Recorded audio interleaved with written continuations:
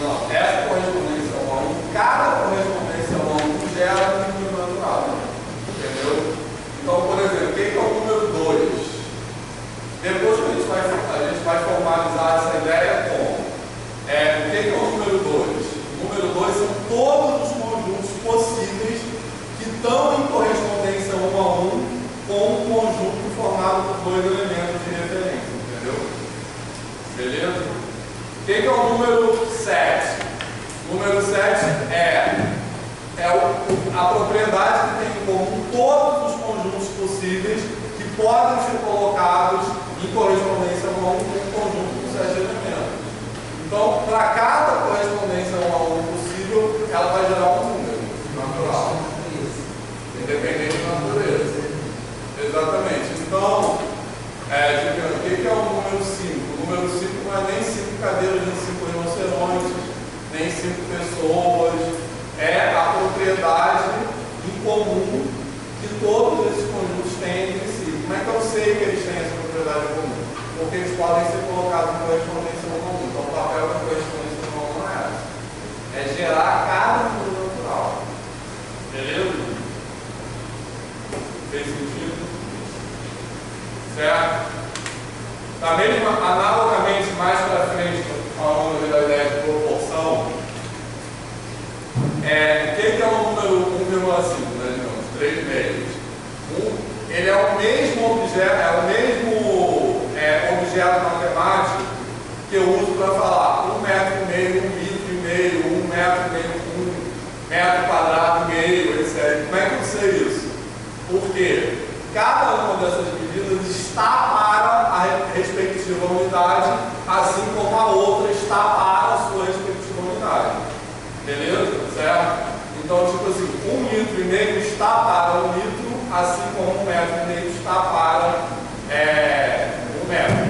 Assim que eu sei que é o mesmo número natural. Então, cada proporção gera um número racional, por exemplo, entendeu? Depois do número racional. Beleza?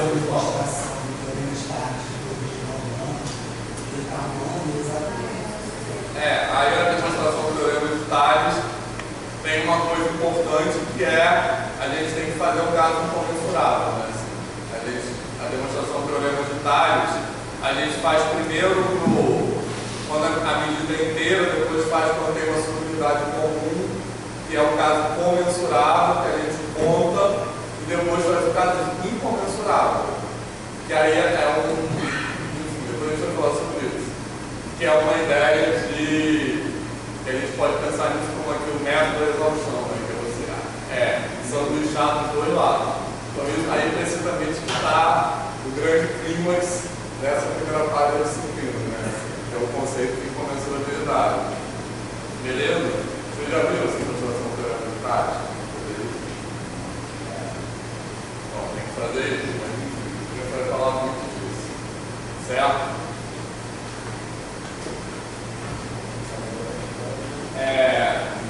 Então, tem que segurar para não dar muito pode. Se alguém fala uma coisa, não vai ficar falando isso. Agora, olha só.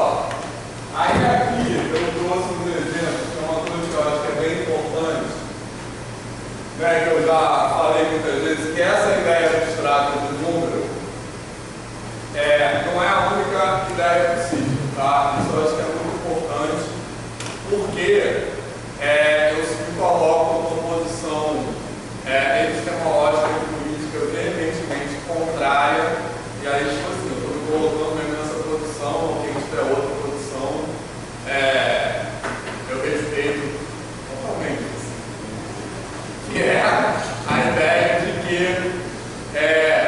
a matemática não está na natureza, tá? Quer dizer, não existe um mundo regido pela matemática que existe a priori, certo? E o nosso papel como humanidade é entender as leis da matemática como uma linguagem que permite acesso a esse mundo, beleza? Eu me posiciono veementemente Então a matemática não está na natureza.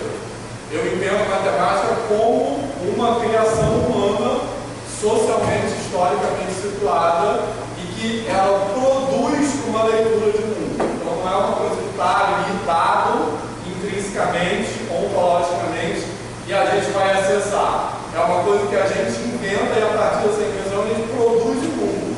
A gente inventa uma leitura de mundo também. Tranquilo, pessoal? Certo? Isso é assim, filosoficamente bem diferente. Tá? Eu acho essa posição importante porque ela nos permite, antes de mais nada, aprender com outras culturas. Tá? Eu acho que no momento em que a gente pode vai aparecer alguns exemplos disso. Tranquilo? Certo? Então, a questão não é como a matemática nos permite entender o mundo, mas que sentido de mundo é produzido a partir da matemática que nós temos e que outros sentidos de mundo podem ser produzidos a partir de outras formas, de outras, enfim, eu vou falar exemplos daqui a pouco, beleza? Tem sentido isso? Tá? Tranquilo? Eu vejo essa visão de que a matemática está na natureza como uma visão muito colonial, muito eurocêntrica, né? Porque se a matemática é universal, quem é que controla, quem é que diz que o universo é esse? É uma ideia, uma essencialização de civilização, de cultura que foi inventada durante o período de renascimento, etc., que tinha esse esforço para construir uma narrativa que colocava a Europa como centro da civilização e desqualificava outras histórias e outras culturas, beleza? Então essa posição anti-universalista, eu acho que ela nos permite aprender com outras culturas. Quando nós colocamos uma posição universalista, e aí a gente é obrigado a pensar qual é a referência para esse universo. É aquela matemática que a gente entende hoje, que a gente coloca no lugar de universal. Quase que inevitavelmente, isso coloca outras formas de estar no mundo, de outras culturas, numa posição de inferioridade. Tranquilo? E aí eu trago as palavras da Ailton Krenak. A gente precisa fazer esse movimento, essas palavras são literais, tá? A gente precisa fazer esse movimento para adiar o fim do mundo, né? O Ailton Krenak fala, a gente precisa contar outras histórias para adiar o fim do mundo. Adiar o fim do mundo, vocês estão se ligando, né? Que não é assim, uma metáfora. Então a gente precisa aprender com outras culturas, porque essa humanidade que a gente tem está literalmente no caminho suicida, né? Enfim, e aí, para ilustrar isso, eu acho que esse exemplo aí bacana, que está, inclusive, como é que chama? Na entrada lá do nosso Google Maps, com essas figuras aí, certo? Então, eu trouxe essas figuras, né, que são desenhos na areia,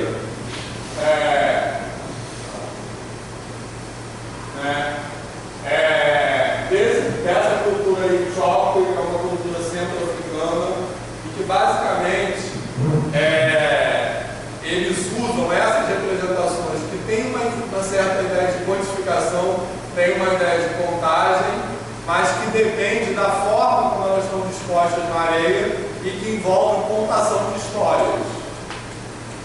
Beleza?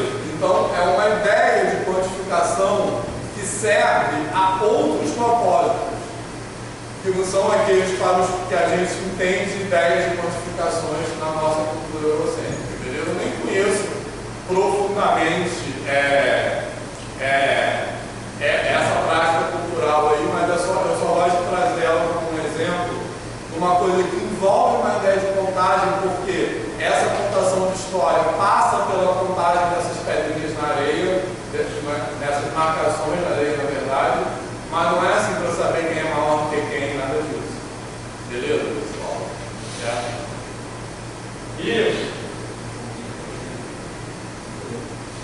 assim, não eu que tem história. Tá. Então, essa história também eu acho que ela é bem bacana. Acho que eu já contei isso semana passada, né? Contei para a Gabriela, né? Que é colega do André. Já contei, né?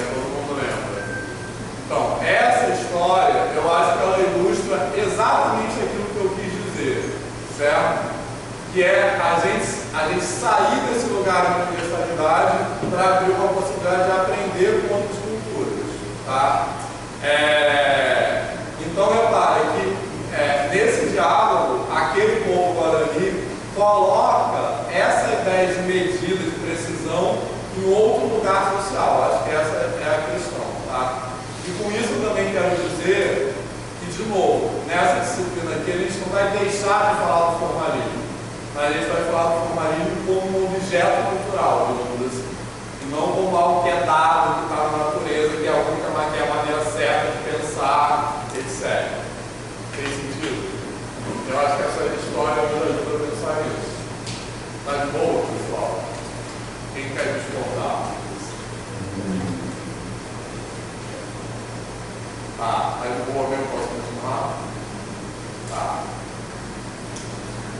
Em particular, né, isso eu vejo muito uma relação disso com uma postura, com uma forma de estar no mundo que é antirracista, anti-xenofóbica, etc. Mas também é importante para nós nos relacionarmos com os nossos alunos, né, assim, para a gente se colocar no lugar de aprendiz, né, no lugar de empatia, no lugar de como é que o outro está pensando, pode estar dando sentido às coisas de uma forma diferente da nossa. Então, acho que isso é bem importante. Enfim, bom, isso eu já falei, é isso, né? Então, com isso não quer dizer que a gente vai deixar de falar dessa matemática contemporânea, né? A gente vai falar dela, tirando ela do seu lugar de universalidade. E agora, então agora a gente vai entrar numa parte super legal, que eu tenho que também me controlar, porque eu adoro ficar brincando com isso, que é outras bases, tá? Que é, a mulher poderia ter trazido todo mundo. A gente pode improvisar. Tá, mas vamos lá. Bom, aqui eu vou passar umas coisas que eu acho que todo mundo já deve ter ouvido falar. Vocês estão fazendo essa grande história, né? O Thiago é errado. Mas as coisas que eu vou falar aqui você também já deve ter ouvido falar na graduação. Né? Tá, vamos lá. Então, vamos ver. Tá, vai chegar logo na parte mais legal, que é assim, mas só pontuar algumas questões. Vamos falar um pouco do sistema de numeração. Aqui tem só esse posso falar uma nomenclatura básica, um pouquinho assim, que é a ideia de número numeral, algarismo numeral. Então, basicamente, a gente, para ler esse sistema de numeração, a gente vai entender algarismo.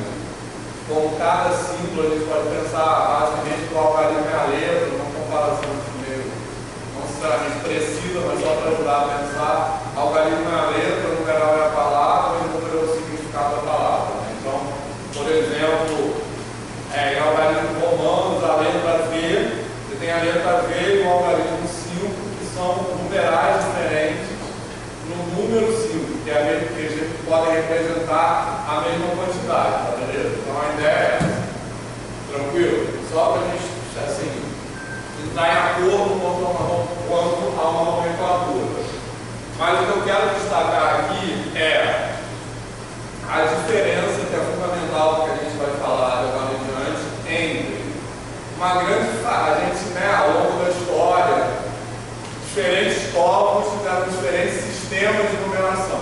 Tranquilo? E duas grandes famílias. Família não é uma boa palavra, porque não sabemos se eles são relacionados entre si. Mas uma classificação grande, assim, são os sistemas de numeração posicionais e não posicionais. Tranquilo? Certo? Todo mundo sabe isso. Então, vou botar logo aqui. Exatamente, a gente já apareceu isso no vídeo, tá? Mas isso aí eu já falei, beleza? Certo? E aí eu vou botar aqui essa parada aí que tem vários livros de história, que na verdade é o seguinte, acho que é interessante a gente saber, né, assim, que esses aí são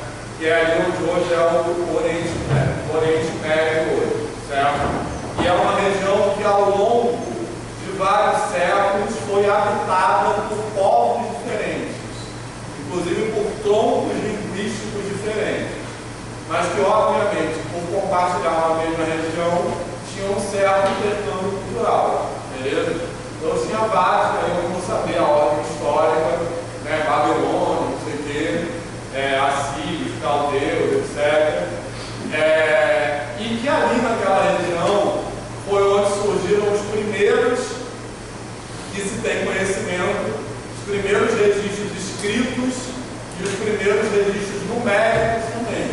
Também as primeiras cidades, digamos assim. Beleza?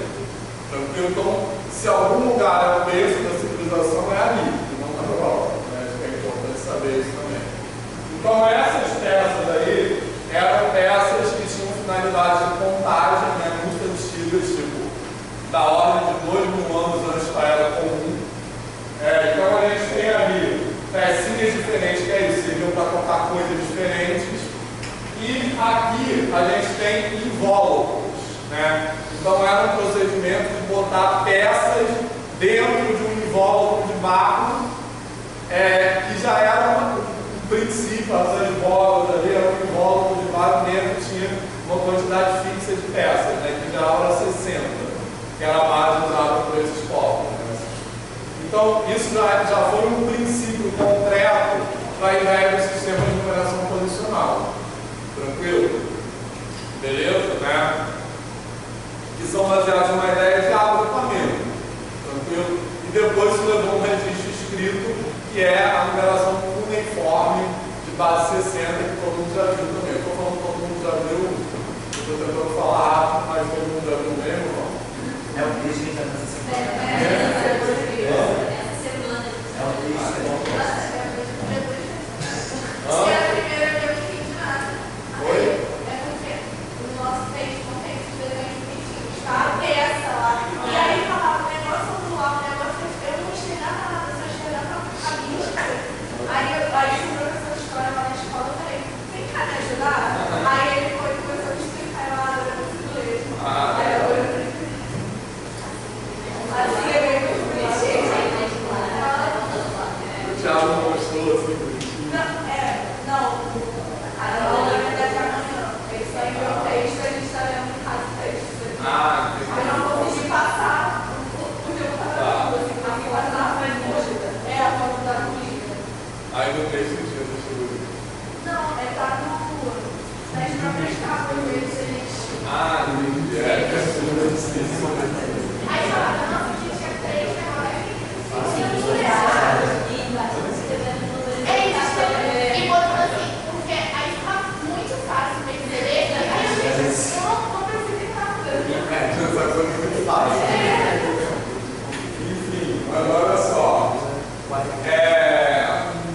Então, algumas observações sobre esse sistema, né? Essa, o vertical e o horizontal, né? Porque eles baseavam a escrita numa cunha, né? Assim, que era uma espécie de capim, uma coisa assim, que eles pressionavam no barro, né?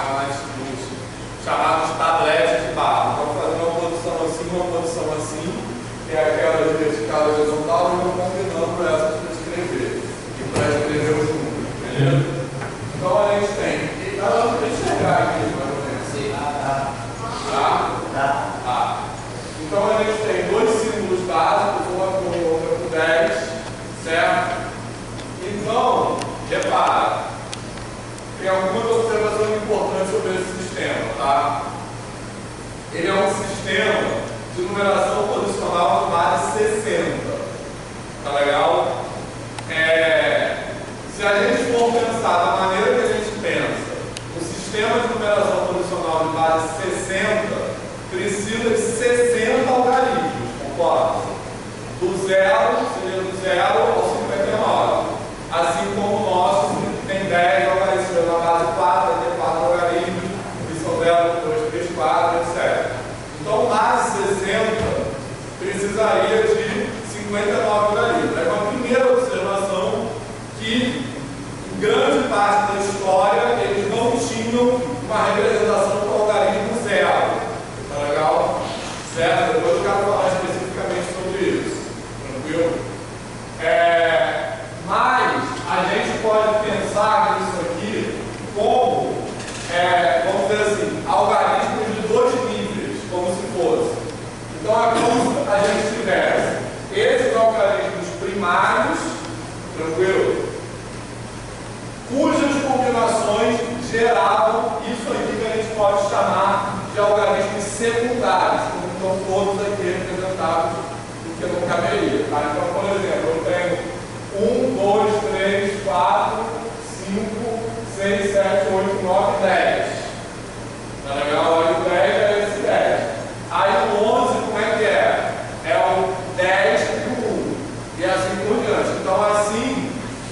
geravam os algarismos de 1 a 59. Tranquilo? E aí, eles combinavam esses algarismos de 1 a 59 num esquema posicional, que é formando grupos, né, pensando em grupos, para gerar os outros algarismos. Beleza? Tranquilo? Certo? Então, o que vai acontecer? O 60 vai ser novamente o mesmo símbolo que representa o 1. Beleza? Fez sentido? Que deveria ser o quê? Deveria ser 1, 0. Mas como eles não tinham 1, 0, era só 1. Então era ambíguo mesmo. Tá beleza? Eu quero falar essa unidade já. Eu vou voltar na aula sobre isso, mas até aqui tá de boa. Tá, pessoal? Tá de boa. Tá? Repare, nessa passagem aqui, dos algarismos, vamos dizer assim, de primeira ordem para o segundo nível, pela segunda ordem, o que a gente está usando aqui é um processo aditivo, que é semelhante à operação egípcia, que a gente vai ver daqui a pouco, tá? Que é simplesmente a justaposição dos algarismos. Tá legal? Bom, e aí, pronto, isso aqui. Então eu botei como é que é a representação desse número aqui aleatoriamente em 1908, tá? Como é que é a representação desse número? A gente tem aqui, ó, então a gente vai representar o número 1908 na base 60. Então o que a gente quer fazer? A gente quer fazer grupos de 60, tá beleza? Assim como na base 10 a gente vai fazer grupos de 10. Tá de boa isso, pessoal? Tá? Então, a gente vai ter que dividir esse número 1908 por 60 e verificar que se formam. A gente pode formar 31 grupos de 60 e sobram 48 unidades. Tá legal? Então, essa é a representação. Ó, 31, só que esse 31 aqui não é 31 unidades, é 31 grupos de 60. Tranquilo? E aqui, 48 unidades. Beleza? Exatamente da forma como a gente escreve, por exemplo, 13 números todos aleatoriamente, e esse 1 aqui representa uma dezena. E esse aqui 3 unidades. A mesma coisa aqui. Esse 31 seria 31 sessentenas. Então, você escreveu um grupo de 60, beleza, pessoal? Como é que você. Qual é o 31? Qual é o 31 vezes 60? Hoje? Valência. Não, Mas a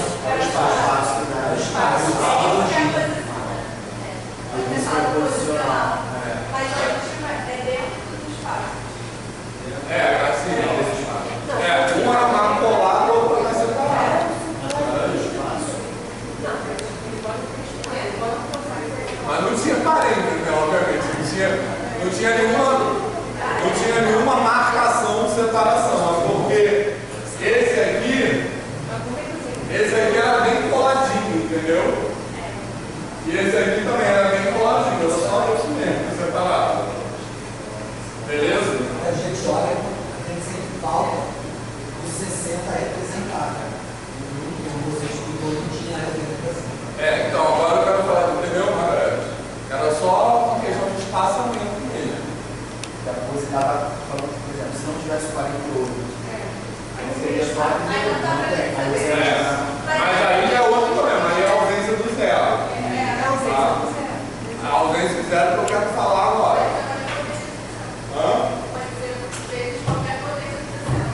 Exatamente, poderia ser exatamente. Então esse símbolo aqui, ó, do 1, esse símbolo 1 aqui pode ser 1, pode ser 60, pode ser 360 e por diante.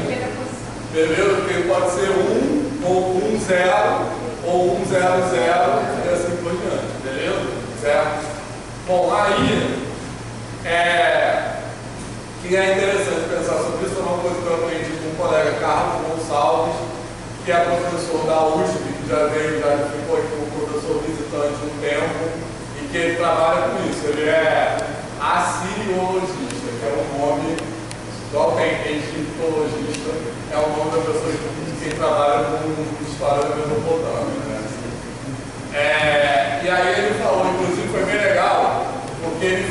com a gente aqui uma oficina de escrita desse negócio. A gente trouxe barro e trouxe e a gente foi escrevendo isso lá com os canudinhos, assim. Foi meio tosco, assim. Mas foi bem legal. E aí o cara, ele fala o seguinte, né? Eu fiz essa pergunta para ele, né? E aí ele fala o seguinte, que em geral, essa diferença entre 1 e o 60 era entendida pelo contexto. Então, porque esses números eram sempre contextualizados, eram sempre para representar um problema, não era assim, números, tinha tábuas de tabuada também, mas eles não, justamente, não pensavam no número abstratamente como a gente pensa.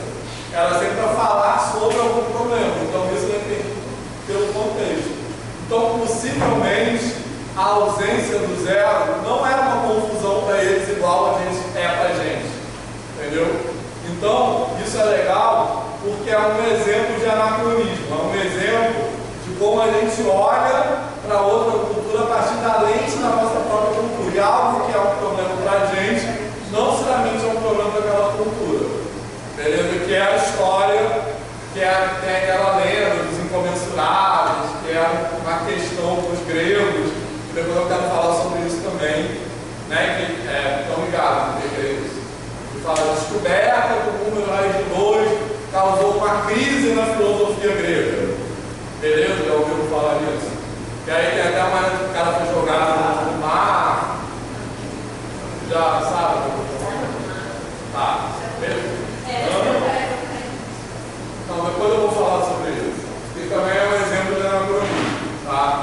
Que isso não era não há nenhuma evidência historiográfica de que isso fosse um problema na filosofia grega.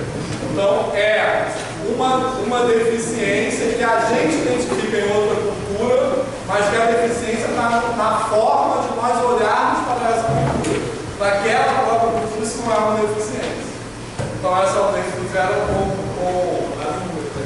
A gente vai diferente de lá no número. Sim, exatamente. Para os gregos, as duas não eram número.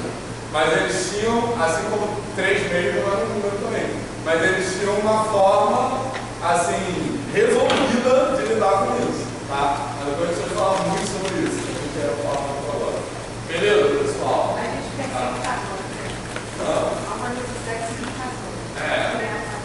Exatamente. Essa não é uma falha tão grande do sistema médico como parece a primeira vista. Então, a gente já está colocando que é uma falha. Nossa, isso não está completo, não está bom o suficiente como o meu, porque não é zero. Aí, fala, em geral, não há dúvida sobre o nome correto. Exatamente. Então, se não tem necessidade, tem que ter uma próxima. Exatamente, isso aí. Então, daqui a pouco eu quero voltar a falar sobre essa questão de necessidade, né? Quando a gente discute a comparação entre o que é possível fazer com sistemas posicionais e não posicionais. Vamos voltar nessa fala dela, tá? Mas já, então aqui tem também esse aí que é bem legal, que também é um esquema parecido com o mesopotâmico, que é o Maia, né? Os números dos algarismos maias, que era de base 20, tá? Então, eles seguiam exatamente uma estrutura análoga ao mesopotâmico, sem que houvesse muita evidência de ter tido um intercâmbio cultural entre eles, né? Foram coisas que surgiram separadamente.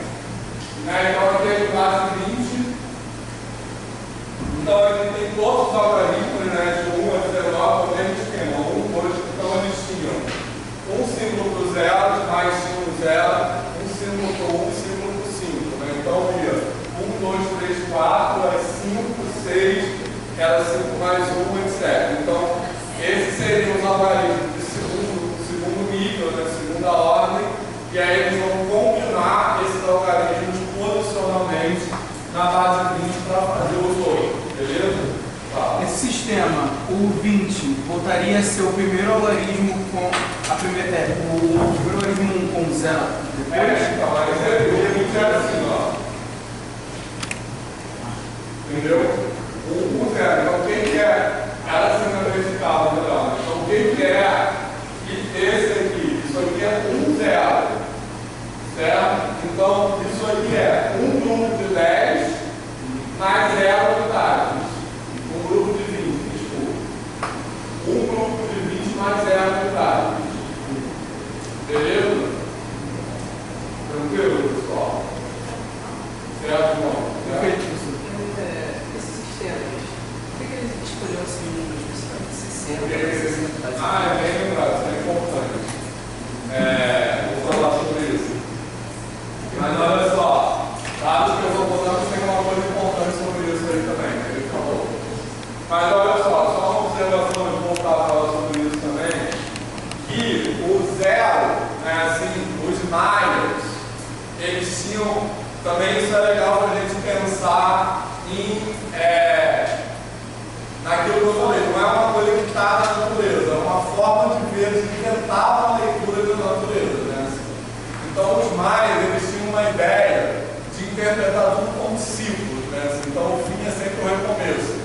Né? Essa história do fim do mundo maia, né? Que foi aquela loucura toda, é uma coisa que o mundo acaba, começa um novo mundo. Né? Os calendários maias, não sei se já viram que são umas engrenagens, é muito legal. Então é tipo um ciclo girando, que é a coisa de ver o dia, o ano, enfim, a lua, né? São ciclos um dentro do outro. Né? E aí, esse símbolo aí, zero, ele também significava, o símbolo que eles davam para o zero também significava o símbolo do universo, ou algo assim. Então, como se nada também é tudo. Né? É bem bacana isso. Na filosofia maia. Né? Bom, aí, voltando ao que o Thiago falou, né, por que essa escolha, por que a gente escolhe uma base, né, assim. Aí tem vários, no nosso caso, na numeração muito arábica, tem várias pessoas que, em geral, o primeiro chute é ter 10 dedos, né, assim. Mas tem outras teorias também, que sei direito, que falam de outro, porque, na verdade, esse sistema decimal já era usado na China, não sei quantos, tem todo uma, não é muito simples isso. No caso da base 60 dos maias, por que escolher a base 60? Mesopotâmios. Por que escolher a base 60? Não, aí o ano quer ver com os maias, calma. É porque os mesopotâmios também é pelo seguinte, é porque 60 tem muitos divisores. As principais teorias apontam nesse sentido. É pelo mesmo motivo que a hora tem 60 minutos. Né, assim. Porque se a gente tivesse um sistema de contagem de tempo, no qual a hora tivesse 100 minutos, por exemplo, um terço de hora seria uma dízima periódica. Entendeu? Então, o que é um terço de hora? É 20 minutos. Então, é conveniente, mesma coisa graus, né? É conveniente você ter um número com mais divisores. Por isso, por exemplo, a gente fazer conta é muito mais fácil com 2, com 5, com 4. Exatamente. E com 3. Aí no caso do 7 não tinha, mas eles tinham o 3, né? O 3 também é divisor de 60. Inteligentemente é dividido por 5 mensuráveis. Sim. Então, você fazer unidades de medidas que não teriam. Isso aí não tem como fugir, né? Dos incomensuráveis. Não, mas assim, eles deduziam a possibilidade de caírem em números que não teriam uma representação no sistema dele. Sim, isso aí. Mas a questão é que no sistema deles, mais números tinham representação finita. E isso é porque uma coisa que vai aparecer daqui a pouco é que os sistemas de numeração posicionais eles possibilitam uma generalização da representação para frações, né, no primeiro momento. Da mesma maneira que para representar os números inteiros, a gente usa agrupamento da unidade de acordo com a base, para representar os números não inteiros, a gente usa subdivisões na base, que no nosso caso são décimos, centésimos e assim por diante. Então a gente representa frações pelo mesmo sistema decimal que a gente representa números inteiros. Os babilônios, não sei se é Babilônia, mas alguns dos povos mesopotâmios já faziam isso. Eles representavam também frações. Então, por isso que a base 60 é conveniente. Eles representavam frações, decompondo essas frações em subdivisões de 60 avos da unidade. Beleza? Certo? E aí, na base 60, 1/3 não é uma dízima periódica, 1/3 tem representação finita. Beleza? Então a gente vai brincar disso, de escrever 1/3 na base 7 também. No outro etapa. E é engraçado que a população babilônia ela representava uma fração usando ponto, se não me engano, era ponto e vírgula, né? Da base. Quando tinha um ponto e vírgula, você entendia que era uma parte do todo, né? Uma situação de conversa.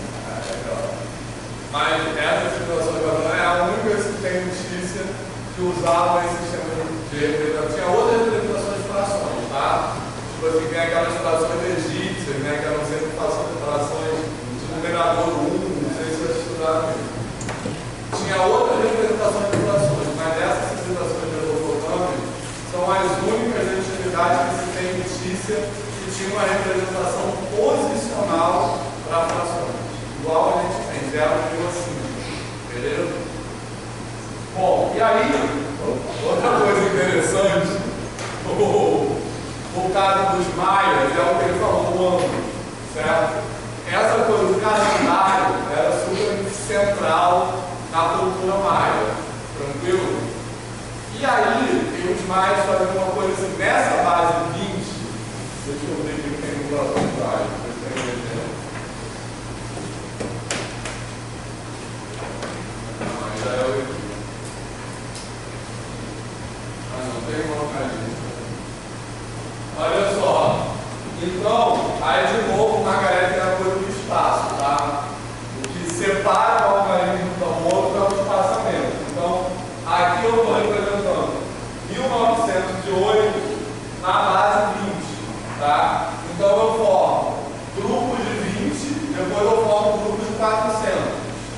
Tá legal? Certo? Então aqui eu tenho 4 grupos de 400, opa, beleza? Mais 15 grupos de 20, esse algarismo aqui 15, e esse algarismo aqui 8, certo? Mais 8 unidades. Tá de boa, pessoal? Certo?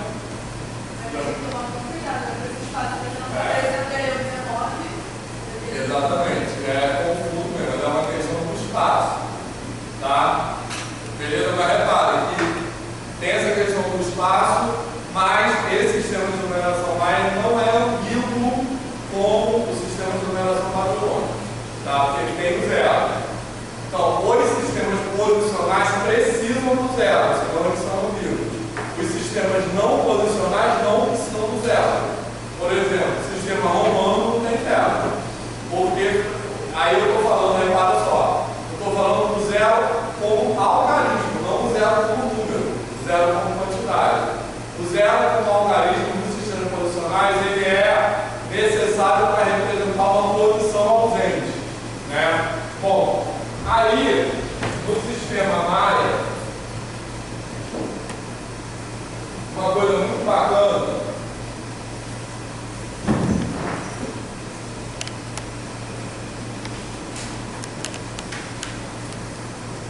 é isso aqui. Que número é esse? Isso aqui é o quê? 400. Concordo? Seguindo, todo mundo sacou isso? Seguindo esse mesmo princípio. O que eu tenho aqui? Esse número é como se fosse o nosso 100, tá? Eu tenho. Que é isso? O primeiro agrupamento no nosso é de 10 em 10. O segundo é de 100 em 100. Né? E assim por diante. 1000 em 1000. Então, neles, o primeiro agrupamento é de 20 em 20, certo? Aí eles formavam 20 grupos de 20, que seria um grupo de 400 unidades. Tá de boa isso, pessoal? Então, aqui eu teria um grupo de 400, 0 grupos de 20 e 0 unidades. Essa é a representação aqui, beleza?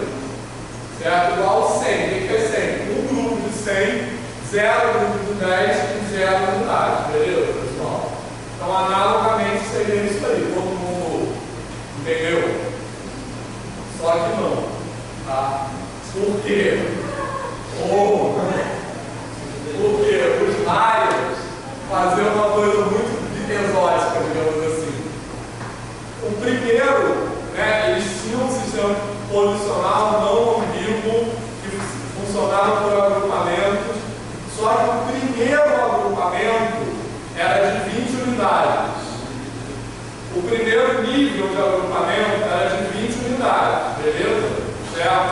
Então, se eu escrever, por exemplo, isso aqui, ó, uma coisa aleatória aqui.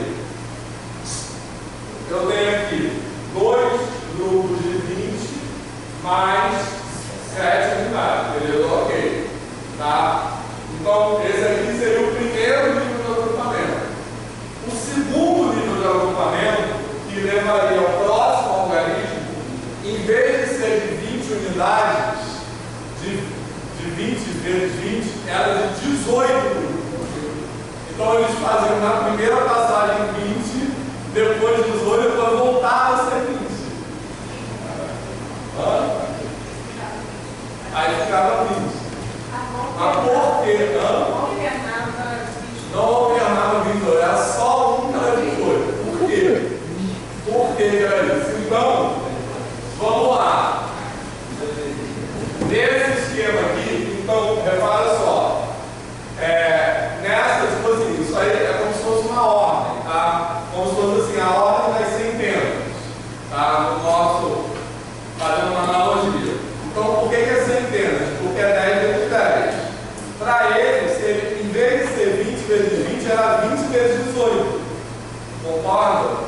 Certo? Então, eles agrupavam de 20 em 20, depois eles formavam 18 grupos de 20. Então, o segundo nível de agrupamento, em vez de ser grupos de 400 unidades, eram grupos de quantas unidades? 360. Então, que número é esse aqui? 360. Certo? Esse número aqui vai ser passado a 360. Então, na verdade, o que eu escrevi aqui foi uma simplificação, tá? Na verdade, não era bem assim. Agora, por que diabos eles faziam isso? Diga pra gente. Diga pra gente. Vou dizer. Porque 360 é o número de dias do ano maia. Então, entende-se que eles queriam ter como se fosse um número redondo.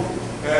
Que eles queriam ter, como eu falei anteriormente, a questão dos ciclos da natureza e dos calendários era muito importante na cultura maia.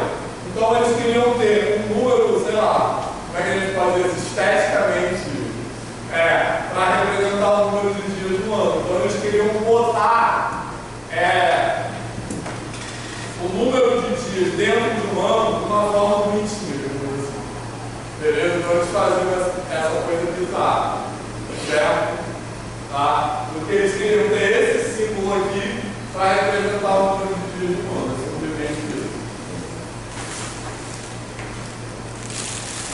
E aí, legal? Tá. Não, aqui tá. Seria 20 vezes 18. Aqui seria 20 vezes 18. Porque isso aqui é uma simplificação, tá? Certo? Não seria assim, seria 20 vezes 18. Certo? Então, se a gente for, a gente pode até fazer essa conta. É só por causa da lógica que você disse aí. Não, acho que tá. Aqui tá errado mesmo. Eu botei errado de propósito, tá? Só para simplificar. Mas se a gente for escrever esse número,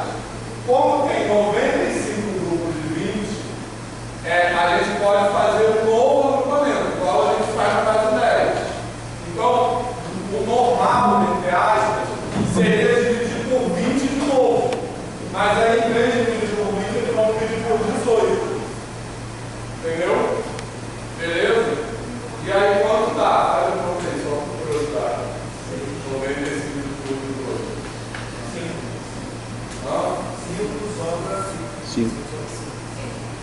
Sobre 5. Sim, sobre 5. Tá. Essa é fácil. Beleza? Então, esse número aqui, em vez de ser daquele jeito, seria desse jeito. Então, seria 5, 5, 8. Beleza? Tá? Então, esse 5 aqui quer dizer 5 vezes, em vez de ser 20 ao quadrado, é 20 vezes 18.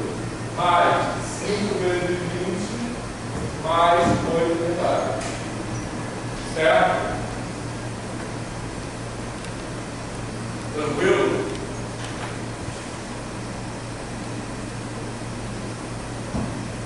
Tá de boa, pessoal, isso? Tá?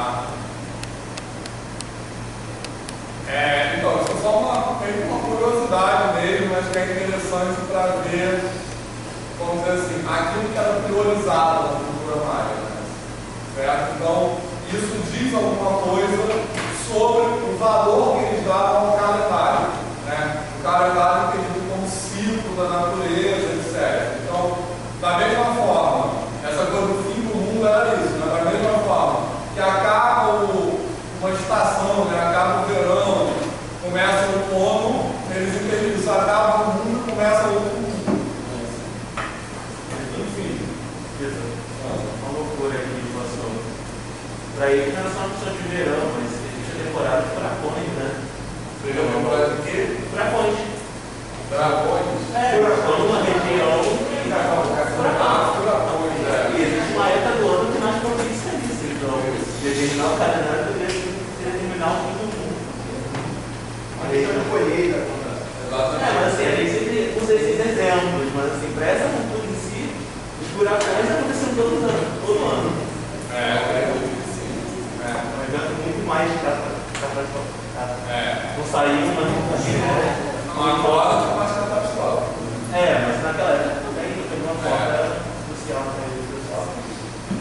Então, para essas culturas isso era essencial, né? Entender como é que os animais migram, todas essas coisas. Então, outra relação com Deus.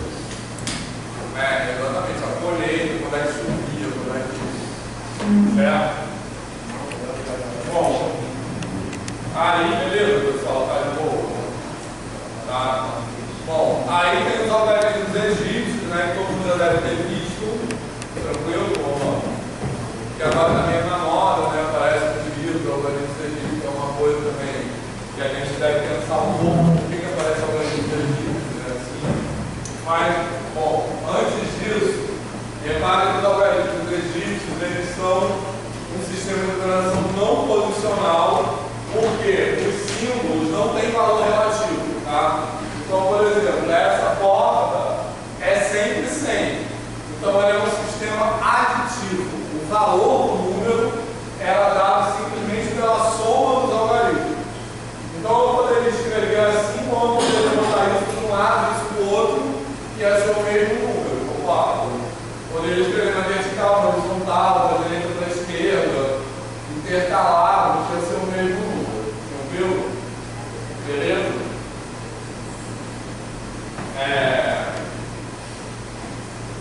Certo?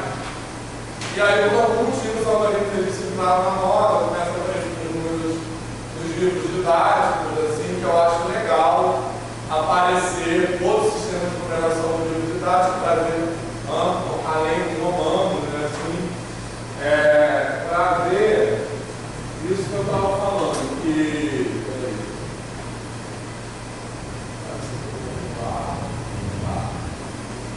para ver que existem outras formas de representar o número. Agora, uma coisa que a gente deve se perguntar é por que os egípcios, né, assim? Porque se a gente pensa uma civilização, vamos dizer assim, se a gente pensa numa civilização africana na antiguidade avançada, que vem na nossa cabeça certamente são os egípcios, concorda? Que são representados também como pessoas brancas, beleza? Então, o povo, assim, eu não tenho nada contra aparecer números egípcios nos livros didáticos, mas o destaque da civilização egípcia também é um processo de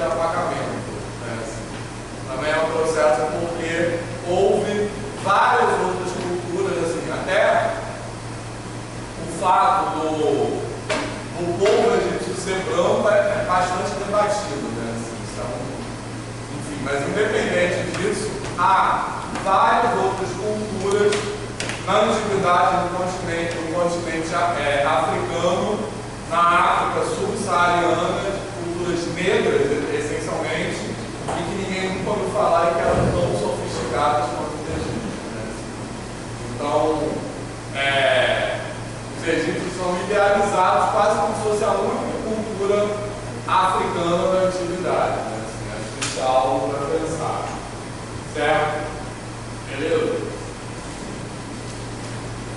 Bom, aí vamos aí.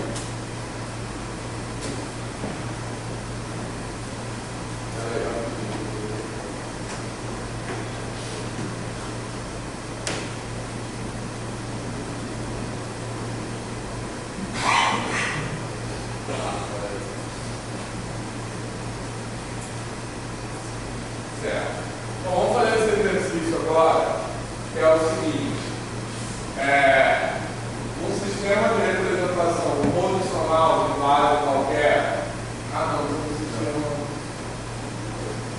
Não parece, né? Então esse pode fazer depois, tá? Para cá.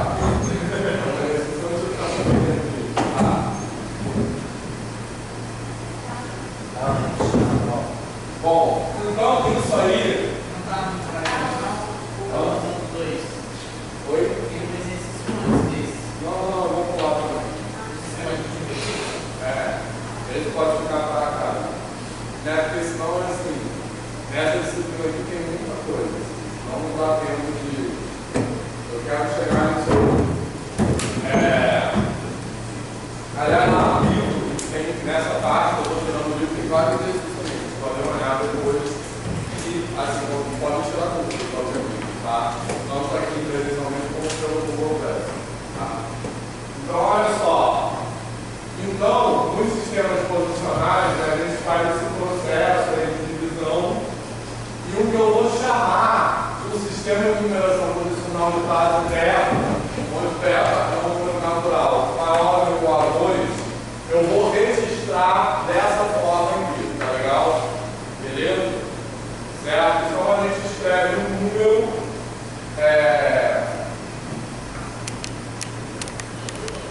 nesse somatório aí.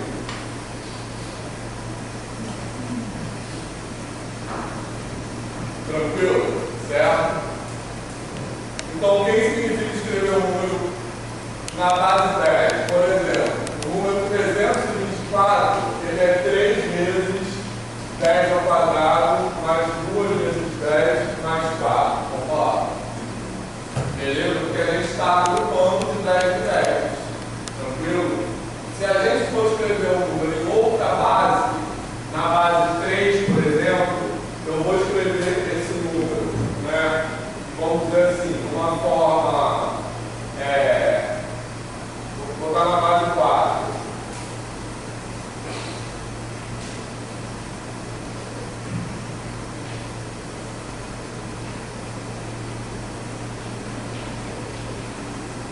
Beleza? Eu vou escrever dessa forma aí. Então eu agrupo aqui esse que eu chamei de A0. É a logaritmo das unidades. Aí eu agrupo de 4 em 4. Isso aqui é um processo de divisão sucessiva, né? Primeiro eu divido em 4 aquela quantidade.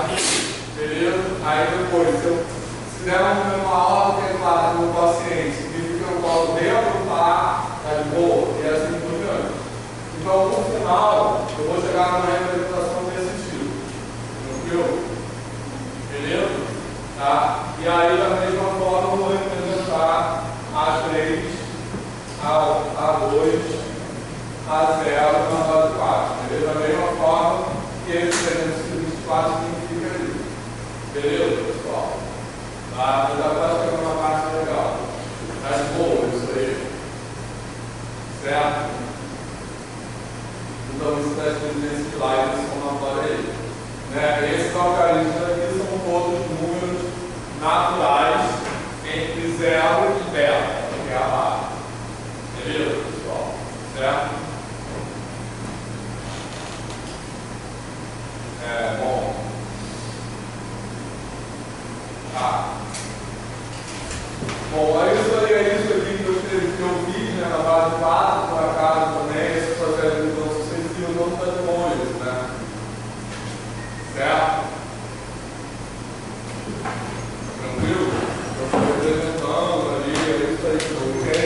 e assim que eu vou chegar nesse somatório aqui. Tá, pessoal? Alguma dúvida? Pode falar, por favor, tá? Certo? Então eu pego, ó, essa quantidade aqui, que é 39, aí divido em 4. Aí a primeira divisão eu vou formar 9 por 4. São esses compridos aqui. Aí como eu tenho 9 grupos de 4, o nosso meio é por 4. Então eu divido novamente por 4. Então eu vou formar 2 grupões de 4 vezes 4. Beleza? Certo? E aí eu divido novamente por 4 e aí vai dar isso aqui. Certo? Tranquilo? Até eu não poder dividir mais. Certo? Aí eu chego nessa representação aqui. 2 por 3 na base 4. Tá legal, pessoal? Certo? Tranquilo? Tá.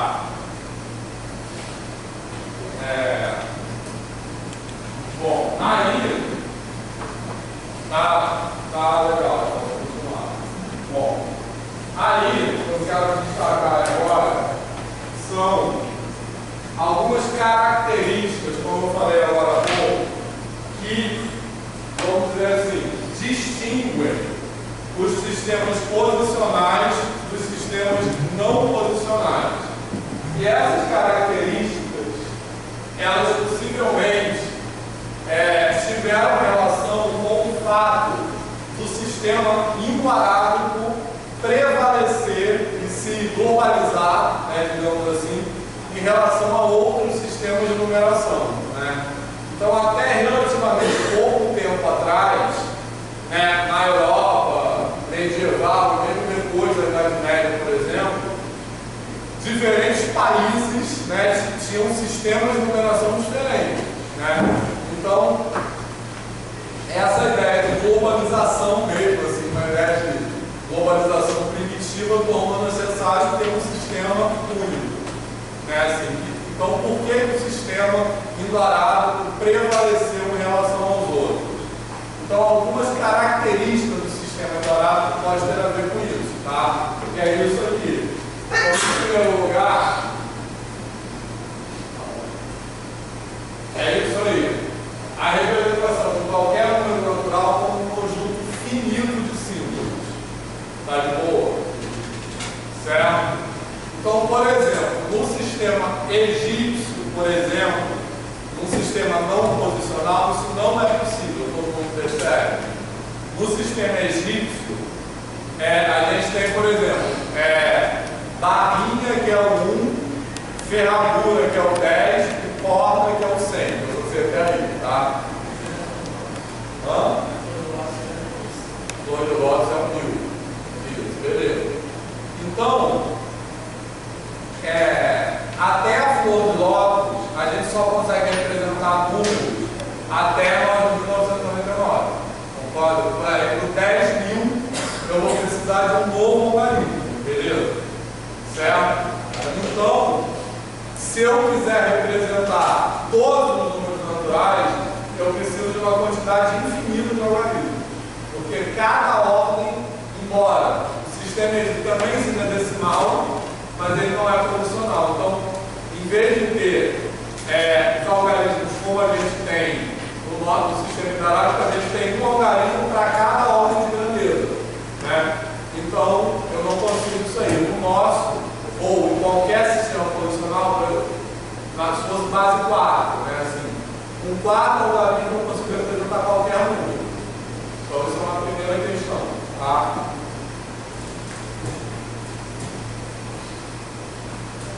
O outro que a gente vai falar sobre isso agora são algoritmos relativamente simples para a gente fazer as contas, para a gente fazer as operações elementares.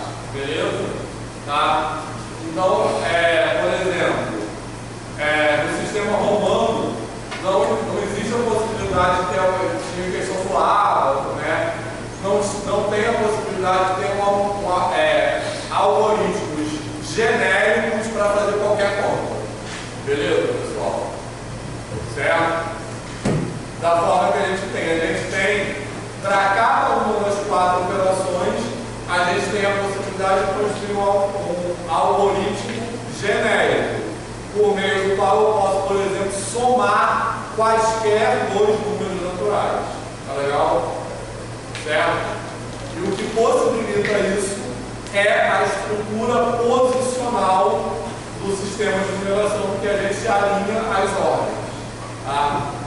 Bom, e o outro, eu vou cair para cá.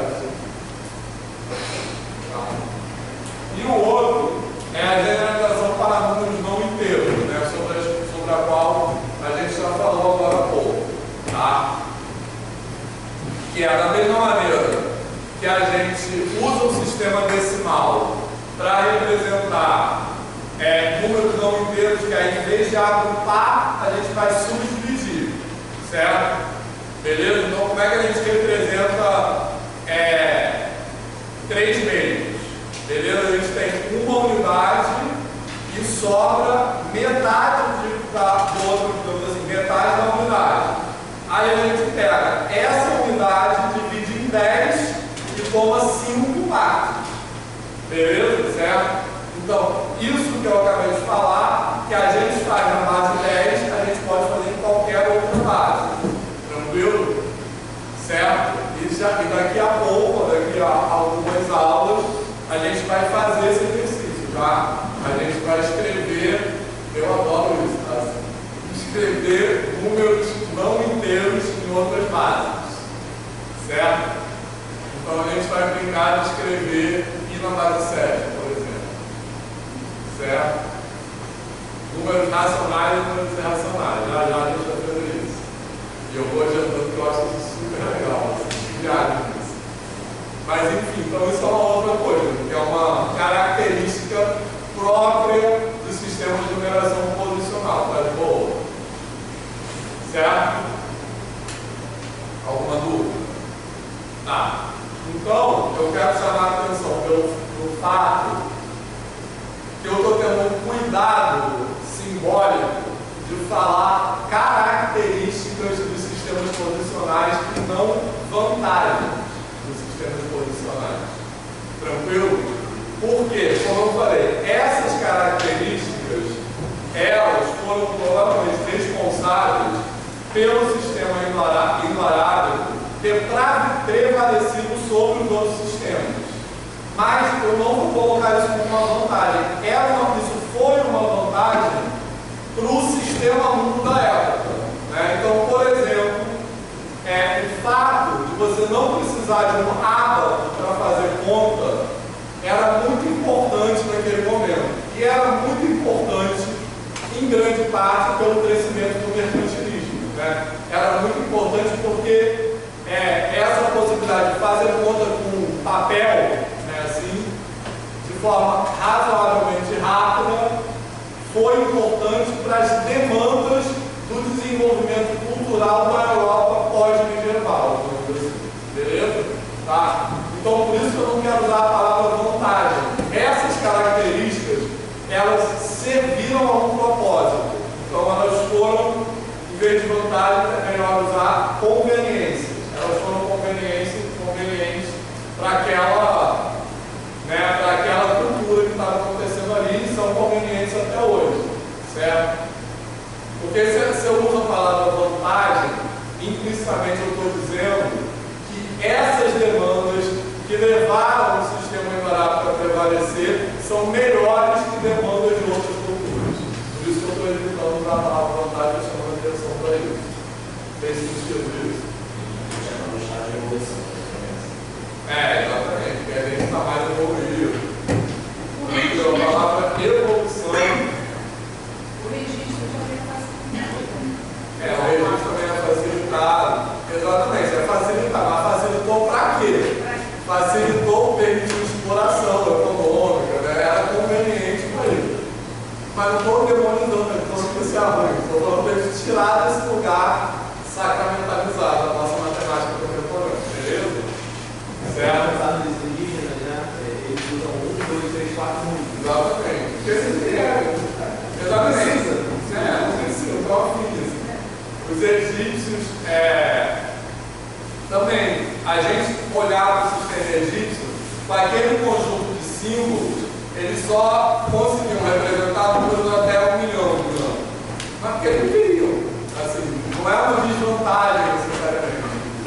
É uma desvantagem que a gente olha com as nossas lentes. Beleza? Talvez eu posso olhar para cada sistema, mas vai apresentar, né? Não vamos fazer um foco abrir o foco e olhar no espectro geral. Dentro daquele período, exatamente, isso aí. Então, essa palavra vantagem, ela sempre tem um olhar anacrônico, né? Ela tem, quando a gente faz isso que o Mateus falou, né? A gente olha os nossos olhos, repara só, na verdade é impossível não fazer isso, mas a gente tem que fazer o exercício de tentar fazer isso. Né? A gente tem que nos problematizar isso, a gente tem que fazer esse exercício nem sabendo que não vai conseguir. Mas a gente tem que não naturalizar que a nossa forma de olhar é a certa. Beleza? Citando novamente o Carlos Gonçalves, que eu falei agora há pouco, que é aquele assiriologista, ele estava falando aqui, né, quando ele teve um tempo na UFRJ, tem alguns anos disso. Ele fez várias falas, né, sobre o sistema de matemática desses povos mesopotâmicos. E uma coisa que ele falou é assim, duas coisas na verdade. Primeiro, ele falou uma coisa assim, que esses povos, eles eram muito politeístas, né? Eles tinham muitos deuses para explicar a natureza. E aí, assim, quando a gente vai tentar entender as culturas mesopotâmicas, isso vai para outras culturas também politeístas. Né? A gente não vai pensar assim, os babilônios tinham esse deus aí do trovão porque eles eram atrasados. A gente vai tentar pensar a partir de dentro dessa cultura. Então, uma vez ele falou assim, então pra gente aqui, quando a gente vai falar dos babilônios, os deuses existem. A gente vai partir do pressuposto da existência dele. Vai falar, esse deus é uma forma atrasada de olhar o trovão. Entendeu? Beleza? E outra coisa bizarra também que o Carlos falou, o seguinte, porque o Carlos, vou falar isso porque ele é meu amigo, ele é muito CDF, assim, então ele aprendeu essas línguas aí, porque ele falou que você não consegue entender essa cultura se você não tenta pensar dentro da língua. Porque repara só, não existe tradução, né? Tradução é uma coisa artificial. Por quê? Você não pode transportar, porque assim, os significados das palavras têm valor cultural, beleza? Certo? Então, assim, daqui para a China, por exemplo, é difícil traduzir, porque as palavras continuam significado, mas daqui para a Babilônia. Então não existe você pensar assim, eu acordei de manhã e saí de casa. Como é que eu vou falar isso numa língua assírio? Não existe isso, porque casas têm um significado, acordar tinha um significado, né? Então o Carlos ele aprendeu umas línguas dessas aí. Algumas línguas mortas, algumas línguas que não tiveram ramificações. As línguas mais fáceis de aprender da Mesopotâmia para vocês terem uma ideia, são aquelas que são relacionadas com o árabe, que já é bizarro e difícil. Assim. Tem algumas que não têm relação com nenhuma língua viva, nenhuma língua que existe até hoje. Enfim. Mas aí, rapidinho antes do intervalo, eu quero fixar nessa segunda característica ali, algoritmos simples para as operações elementares de números naturais. Beleza? E aí é importante a gente pensar que, para fazer a estrutura dos algoritmos que nós usamos para somar, subtrair, multiplicar e dividir na base 10, essa estrutura ela se baseia basicamente em essas estruturas, elas se baseiam em três coisas, tá?